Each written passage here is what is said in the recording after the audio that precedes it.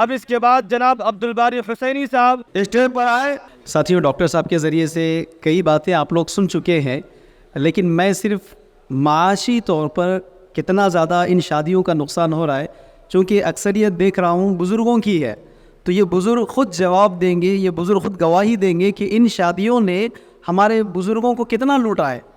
آپ دیکھتے بھی ہے کہ آج ہمارے سماج میں کوئی بوڑھا شخص ہے، کوئی بزرگ ہے، ذرا ان کی زندگی دیکھ لیجئے، ان کی زندگی کیسے گزر رہی ہے.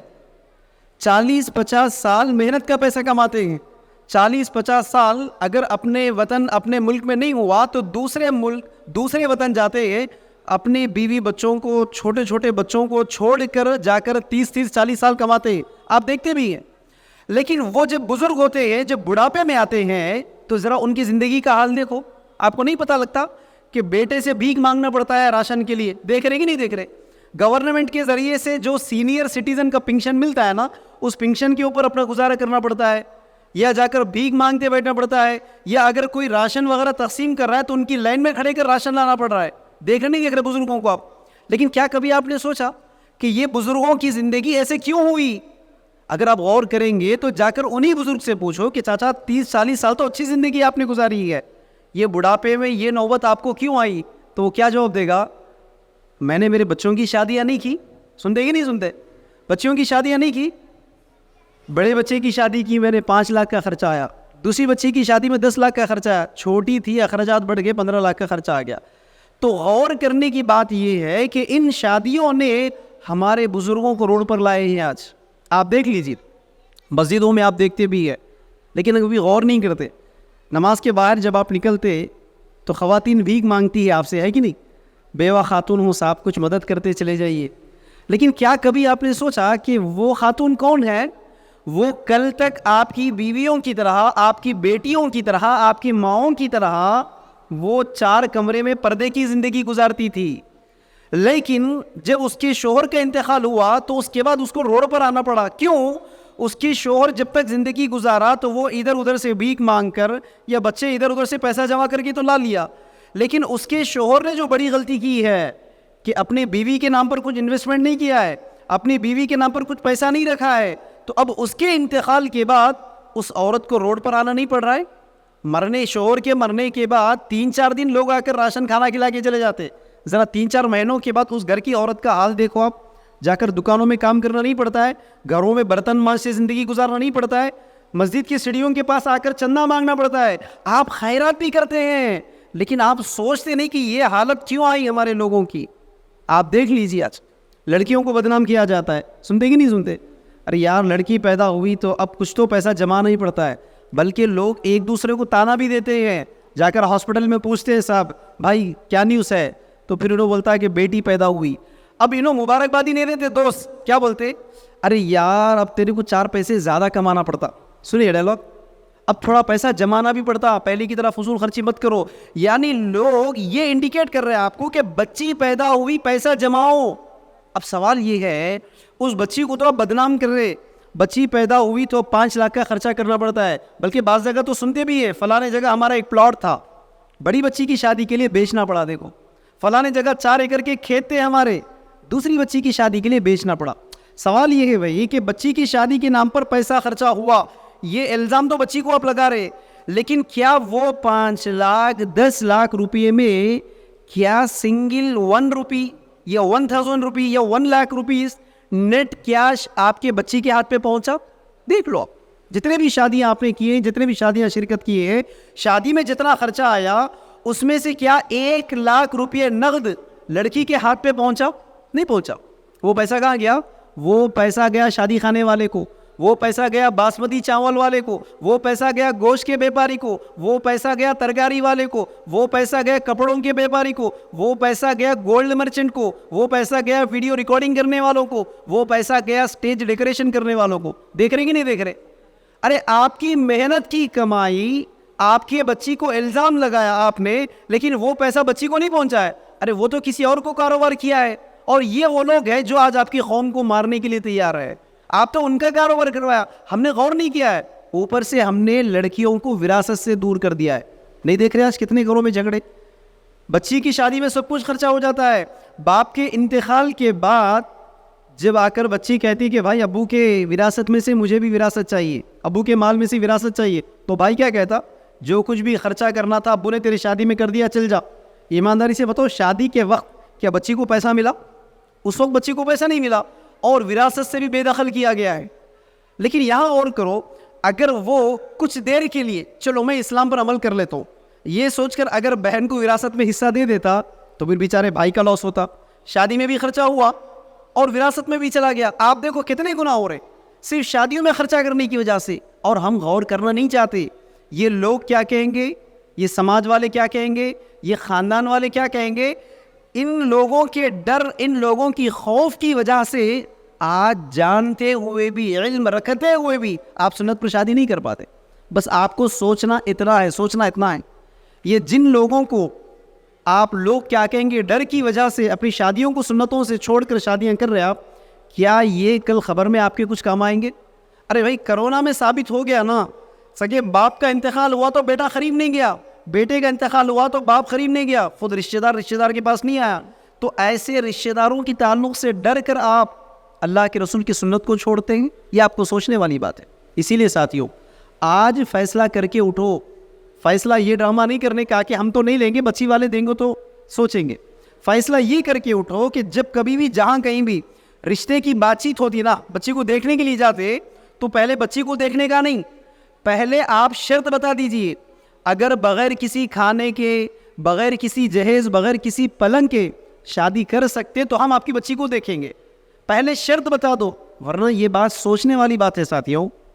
ایک لڑکی پوری زندگی بھر کے لیے آپ کے گھر پہ آتی، آ کر آپ کی خدمت کرتی، وہ آپ کے ہونے والے بچوں کی تربیت کرنا ہے، آپ کے ماں باپ کا بھی خیال رکھنا ہے۔ کیا ویکلی اس کو کوئی ہالیڈے ہے؟ ویکلی چھٹی ہے اس عورت کو؟ نہیں۔ ماہانہ کچھ پیمنٹ دیتے ہو کیا آپ؟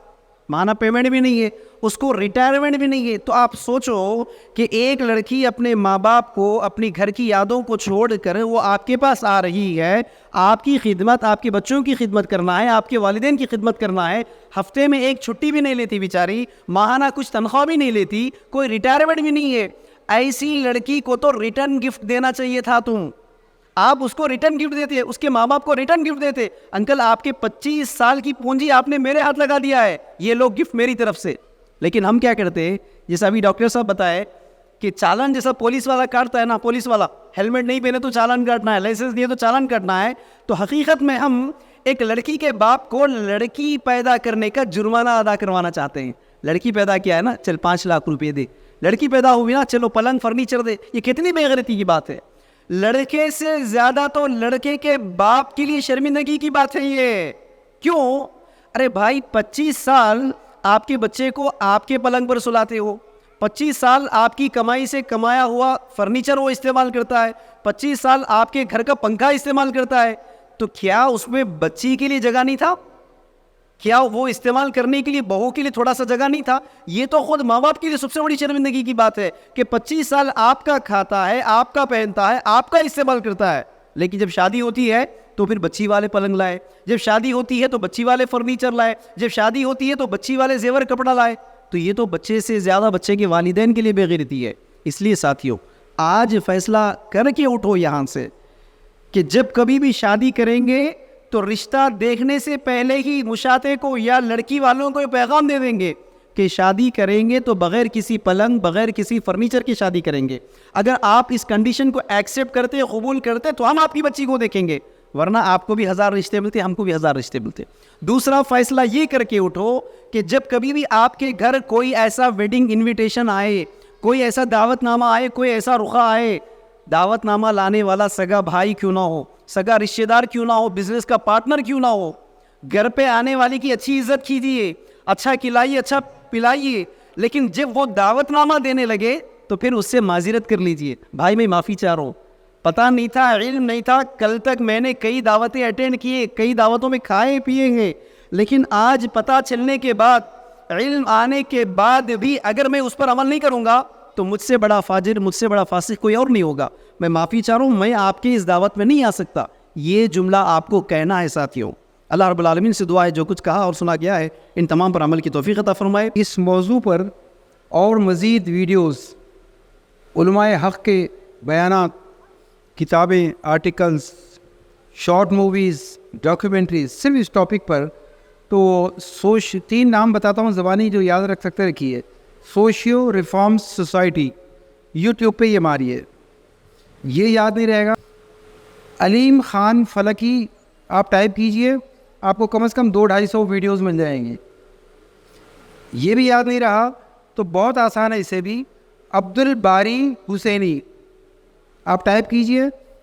इस टॉपिक पर आपको बहुत मवाद मिलेगा।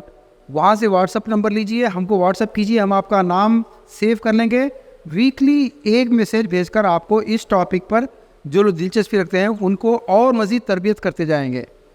अलीम ख़ान फलकी, अब्दुल बारी हुसैनी या socio reform society. Thank you. देखिए, ये जो एक मुआशरती और समाजी बुराई और ख़राबी आपके दरमियान आई है, हर आदमी को इस बात का एहसास है और ये इंसान की फितरी ज़रूरियात में से है। हमें और आपको सांस लेने के लिए हवा की ज़रूरत है, ज़िंदा रहने के लिए सांस लेने की ज़रूरत है, पानी पीते हैं, खाना खाते हैं। उसी तरह से ये शादी और ब्याह का भी मसला है। कोई भी ऐसा आदमी नहीं है जिसको शादी ब्याह से बेनियाजी है, चाहे उसकी बहन होगी, उसकी बेटी होगी, उसकी भांजी होगी। समाज के हर आदमी से ये शादी और ब्याह का मामला जुड़ा हुआ है। फिर भी उसके बावजूद हम सिर्फ रोना रोते हैं, अफसोस का इजहार कर रहे हैं। हर आदमी ये दुख है और उसका इजहार कर रहा है कि ये कैसे होगा, कैसे होगा, जबकि हर आदमी ये अज़्म कर ले, पुख्ता इरादा कर ले, ये ठान ले कि इसे ख़त्म करना है तो वो ख़त्म हो जाएगा, यकीनन ख़त्म होगा। और आप यकीन करें कि आप इसको ख़त्म नहीं करेंगे तो जिस तरह से हमारे लोग रोज़ बरोज़ गरीब से गरीब तर होते जा रहे हैं, मुफलिस होते जा रहे हैं, इससे भी और बुरा हाल होगा। हमारी बेटियों, हमारी बहनों का, बच्चियों का जो बुरा हाल हो रहा है, जो ख़बरें सुनने में आती हैं, मैं उसको उनके डिटेल में नहीं जाना चाहता, वो उससे ज़्यादा और ख़तरनाक शक्ल इख्तियार कर लेंगी। इसलिए हर आदमी को देखिए, ये पैसे वाले का कि पैसा है हम इसको कर लेंगे, समाज की ये बहुत बड़ी ज़िम्मेदारी है। एक आदमी को अल्लाह ने अक़ल और शऊर दिया है तो पूरे समाज की बागे डोर को उसको संभालना होगा और उसे आगे आना होगा। ये 2 काम मुसलमानों के लिए है कि 2 काम अगर वो कर ले तो आगे कितने सालों तक के लिए उनकी नस्ल और वो खुद गरीबी से, मुफलिसी से, लाचारी से बच सकते हैं। और ये दोनों हम मुसलमानों के हाथ में है, हमारे बस में है, हम इसे कर सकते हैं। एक तो ये शादी ब्याह का मामला है और दूसरा मामला ये ज़कात का मामला है। ज़कात जिन लोगों पे फ़र्ज़ है, वो लोग जिस तरह से रोज़े को फ़र्ज़ करके आप रखते हैं, नमाज फ़र्ज़ है, दीन इस्लाम का एक रुकन है, उसे अंजाम देते हैं। हज एक फ़र्ज़ है, दीन इस्लाम का रुकन है। कलमे शहादत, तौहीद, ये इसके बग़ैर मुसलमान होने का तसव्वुर नहीं किया जा सकता। जिस तरह से इसे अपनी ज़िंदगी में लागू करके रखा है, नाफिज करके रखा है, उसी तरह से अगर ज़कात जो साहिब निसाब हैं, ज़ी हैसियत हैं, जिनके ऊपर ज़कात फ़र्ज़ है, वो इसको एक एहसान नहीं समझ करके कि हम एक भीख दे रहे हैं मुस्लिम समाज को, मुआशरे को अपनी मर्ज़ी से, ऐसा नहीं, बल्कि जिस तरह से नमाज पढ़ते हैं रसूल रहमतुल्लिल आलमीन सल्लल्लाहु अलैहि वसल्लम की तालीमात के मुताबिक, उसी तरह से अगर ज़कात भी अदा करने लगे तो समाज की गरीबी चंद बरसों में ख़त्म हो जाएगी।